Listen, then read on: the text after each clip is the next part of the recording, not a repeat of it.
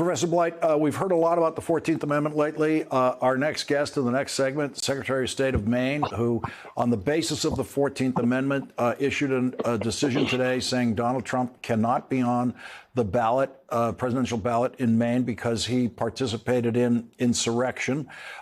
You are an expert on many things, including the 14th Amendment. We've had lawyers talking about this. We've had law professors talking about this. But from your detailed understanding of the history of the 14th Amendment, what do you make of what we've seen occur in Colorado using the 14th Amendment, now Maine, to say Donald Trump cannot be on the ballot? Well, thanks for that question, because perhaps the one thing that President Trump has given us in these last 7 years is a constitutional education. First of all, it is absolutely clear that Section 3 of the 14th Amendment says no one who took an oath to the United States government and then engaged in insurrection or aided and abetted an insurrection against that government shall ever again hold office without Congress voting 2/3 in their favor. The text is clear here. Make no mistake, and many constitutional lawyers have argued this. It's the politics that, of course, is not clear. And we could end up with, and I've read the decision by the Secretary of State in Maine, and on at least 2 of the 3 lawsuits. The third one didn't make much sense. She's dead right on the text of the law. Now, the other thing people should understand is that Section 3 of the 14th about anyone engaging in insurrection is part of an omnibus bill. It's a great omnibus bill that was debated for months in 1866 on the floor of Congress. It was about birthright citizenship, equality before law, the right to vote, although that was couched in cutting a state's representation if they denied the right to vote.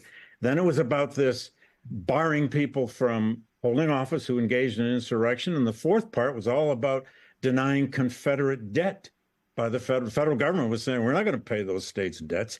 All of those bills were complex and complicated, and they put them all together for a very large single purpose. And that's what's going on right now in an unprecedented way. It was to make sure that the Confederacy was once and for all dead, and that it could not ever exist again. That is, that somebody could try to take some states out of the Union over racial slavery or over anything else.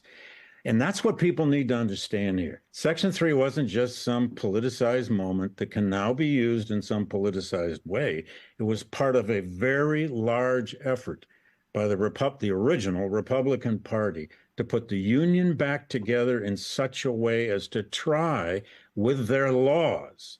As John Bingham, the author of Section 1 of the 14th Amendment, put it, he says, you have to put them in terror of your laws.